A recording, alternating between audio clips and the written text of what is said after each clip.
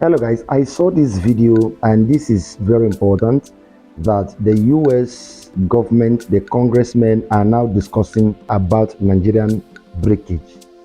And according to what they said, that Nigeria is at the verge of breaking, that they need to do something about it. And this has to do with the issue of Biafra and agitations and many other things that is happening in Nigeria. For US Congress to begin to discuss about Nigerian breakage, then it is a serious matter. I wanted to take out your time and watch this video to the very end. Then let's hear your thoughts right there in the comment section. And don't forget to subscribe to this channel as well. Again, the purpose of this event is to try to make sure that the Congress of the United States, the administration of this country, our friends and allies around the world, and not least, of course, people of goodwill in this country and elsewhere, are on notice that Nigeria is at risk of disastrous collapse, that the forces that we've just been talking about are in the process of taking down a country that is the most populous in Africa, with horrific implications, not just for the immediate vicinity, the Lake Chad region as it's known, but for that continent and almost certainly others beyond. Congressman Wolf mentioned Bono, talking about a catastrophe that would make what has happened to Europe in the past few years, as a relatively small number of people migrated there with unbelievably chaotic consequences, look like a day at the beach by comparison. We're on notice. And the question is, do we have to wait until this horror is upon us before something is done about it? Or do we take steps now to try to prevent that? And I don't think any of us is saying that this is a panacea, but the appointment of the appropriate individual with the requisite authority. I just wanted to underscore what Congressman Wolf said about having the President of the United States essentially personally empowering Senator Danforth to lead the effort on behalf of our country to alleviate that situation. That has to be done again, and it has to be an empowering of a person with the stature and the capabilities needed to do two really vital things. One is to pull together the government agencies that have responsibility for pieces of a problem like Nigeria.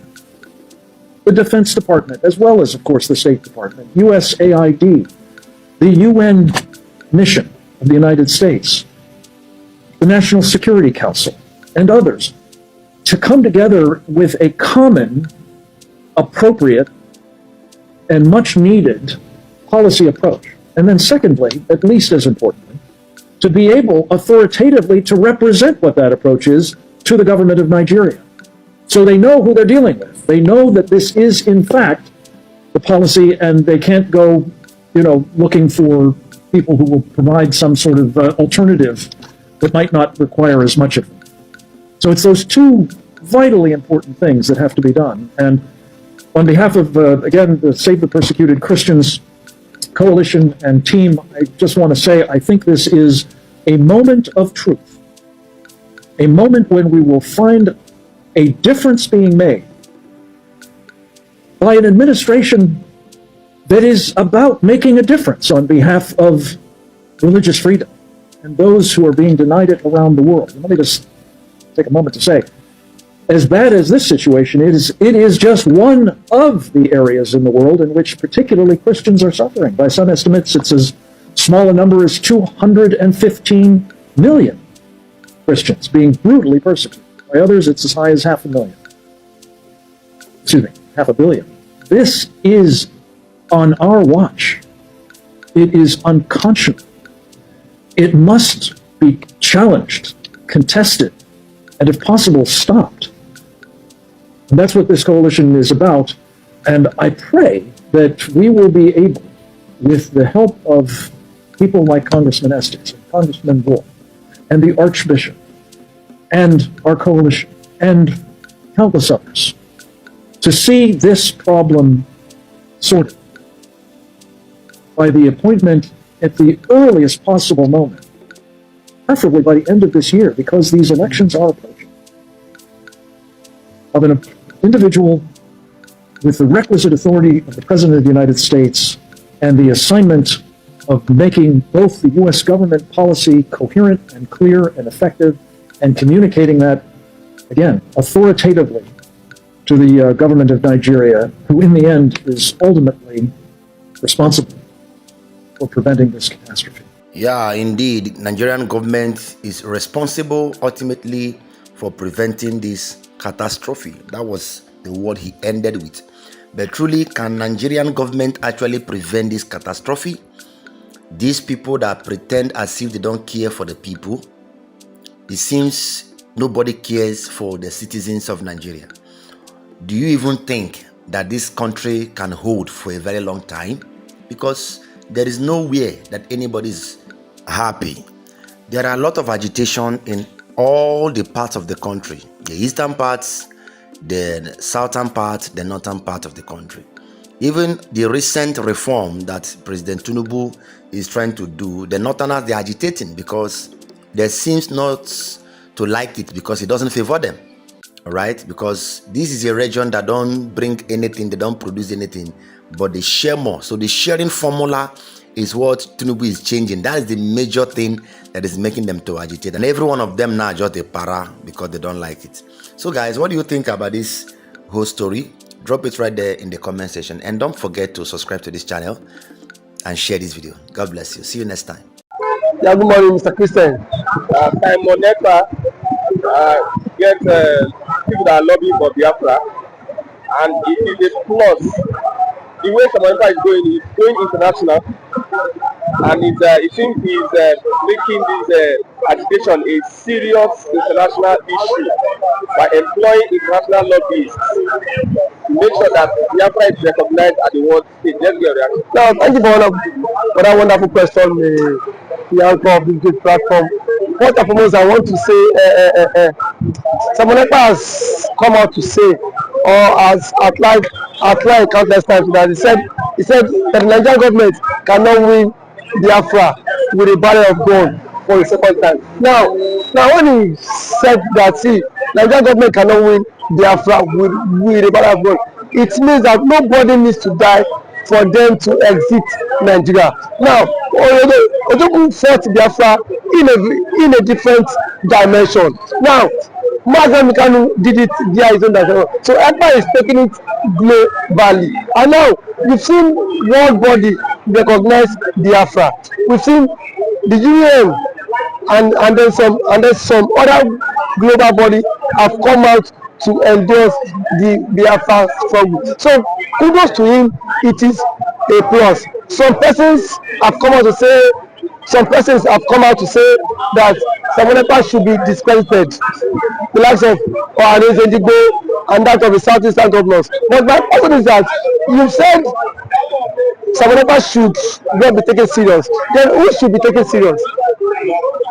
The government who is not willing to protect our people? Is it the people who have refused to speak up when the Igbo man has been marginalized in the country? Is it the same governors who have become a tools in the hands of their Fulani master? So for you to even have a character like Simon Ekpa and nnamdikanu to have come out to say enough is enough, that we are tired of this contraption called one Nigerians.